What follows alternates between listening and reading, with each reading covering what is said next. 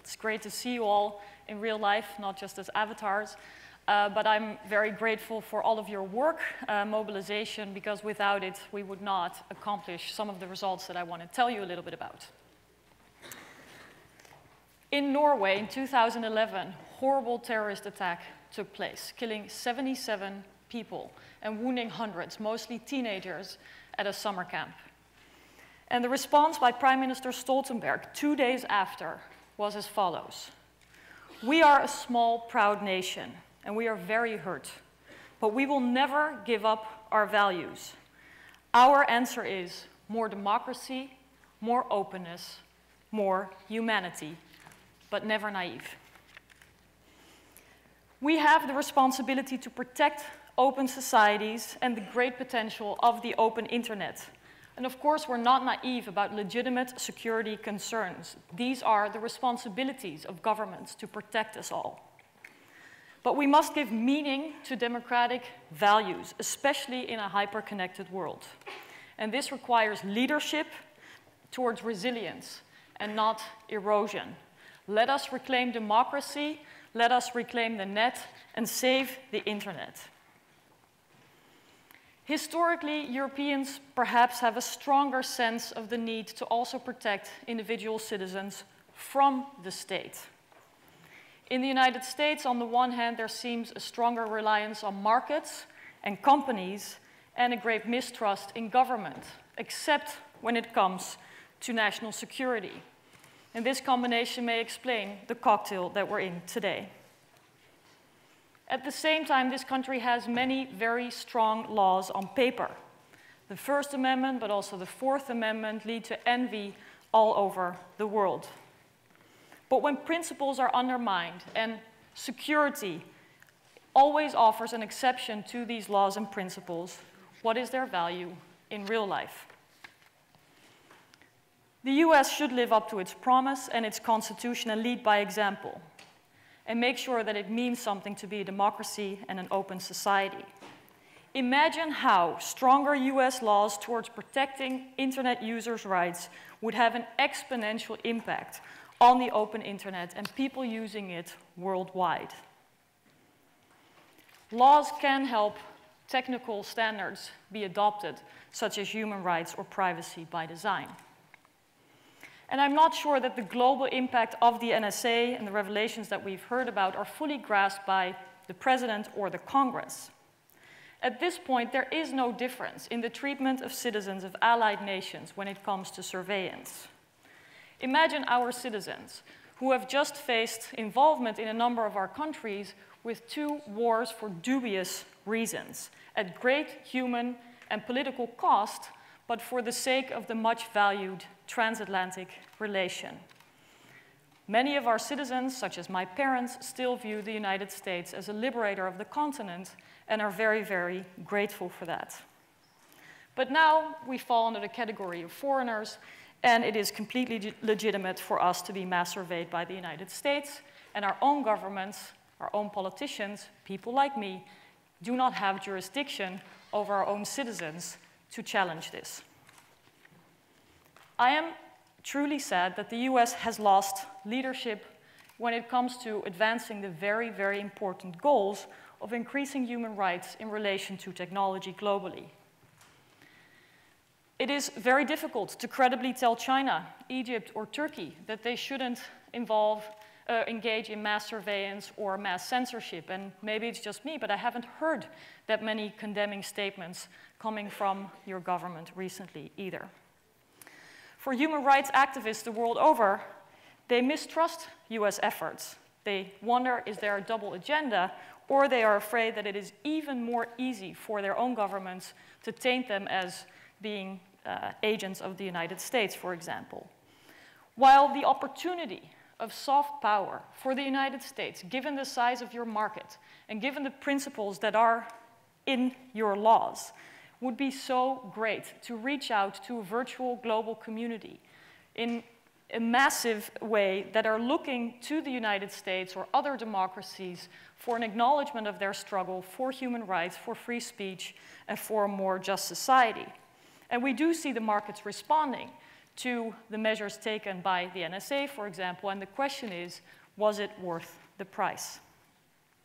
Countries like Russia, who are eager to expel foreign NGOs anyway, have stronger arguments to do so. The Islamic Republic of Iran had sent out posters feeling vindicated for having expelled the spies' den years ago, and now claiming victory in doing so after the revelations. Without a counter movement, this will turn into a race to the bottom, forming an alliance between nations who are seeking to nationalize the internet and who are using national security to crack down on their own people. Now, some say intelligence gathering is not new, and this is certainly true. But the technical capacities and the exponential growth in volume, scale, and speed, and especially the intertwining between the private sector and governments, make this an unprecedented development, and these times very different. The use and the proliferation of intrusive technologies and surveillance technologies undermines human rights of people all over the world, but also our own, and I mean United States, Europeans' own strategic interests. It is European-made and American-made systems that are still being exported without much, if any, regulation to places all over the world, and this proliferation needs to be stopped through better export controls, and I think the EU should lead by example to make this happen. But there is a much broader current lack of judicial and democratic oversight or impact assessments for many of the measures that are taken. And I believe this leads to unacceptable risks, especially, again, when relying on private actors for the securing of critical infrastructures and other critical functions. Now, many of these developments are actually quite overwhelming and a lot for civil society, of which I know there are many of you in the audience. But I cannot underline enough how important your role is in also appreciating the global impact of laws that are made here or in Europe and how they impact a community of people that easily relate to each other on the internet in changing legislation or influencing it. We've successfully stopped SOPA and PIPA as well as ACTA in the EU, and I'm grateful for all of your support in showing Europeans what it's like not to have net neutrality enshrined in law. It really helped, me get a majority of people to support my amendments in the European Parliament with clear definitions of net neutrality, clear definitions of specialized services, and to push the EU to adopt net neutrality in binding laws.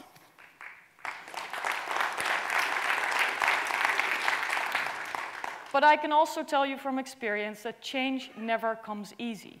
Vested interests are strong, and saying no to reforms or updated laws is much easier than paving the way for change.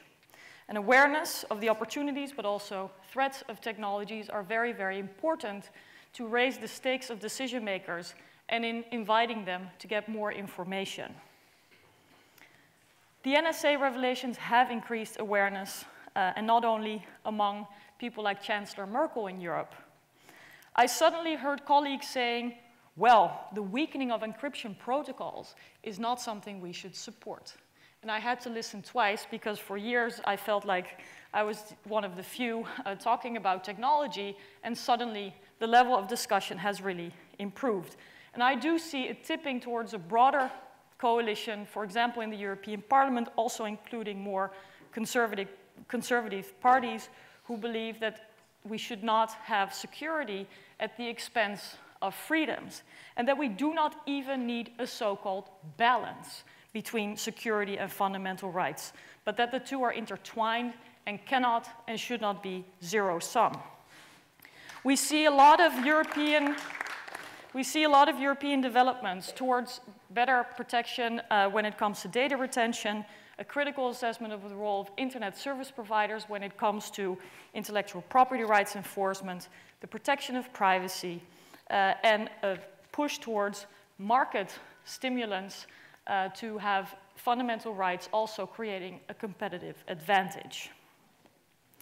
And so I think that it is important for all of you to keep focusing on decisions that are before parliaments in the EU. I know it's not the local government, so maybe it's not supporting the city-state, but I do think that if you look at a World Wide Web, a union like the European Union is a level where it is legitimate that decisions are made. And if we look at the developments over the past couple of years, the way momentum was created around SOPA, PIPA, and ACTA, but also around net neutrality, there's still great promise in movements from the bottom up, but we shouldn't be naive about the fact that top-down structures, hierarchies, and power are still very much alive.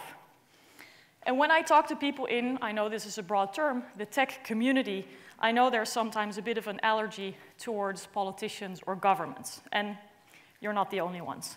There's a lot of mistrust towards authority, and it is something we have to all think about, because as long as there is no strong alternative, I want to make a case for engaging in democracy and defending democratic principles. Mr. Snowden said, go vote. That is the least you can do, but still few young people do so, and it is important that we keep our democracy healthy and that we look at the global impact when we're striving for democratic principles. And many actors, many people that are now saying, if you want change, you're going to over-regulate the internet, often have an interest in maintaining the status quo. I think we have to close legislative vacuums to keep our societies, our internet, but also our markets open. We need adequate laws. These laws are also the basis to challenge governments if they have to be challenged. And in the absence of relevant laws, adequate laws, we see a lot of fights taking place in the marketplace or before the courts. But if we believe in essential democratic values like the rule of law, checks and balances, judicial oversight, democratic oversight, transparency and accountability, but also a truly competitive marketplace, we need to protect citizens from overreach by corporations and governments alike. We need to update existing laws, create new laws where relevant, or remove barriers when they exist and make them future-proof. It will require technological forces, political forces, legal forces, economic forces, and civil society to push towards openness and resilience, not in a military sense, but in a sense of protecting the open society and democratic values.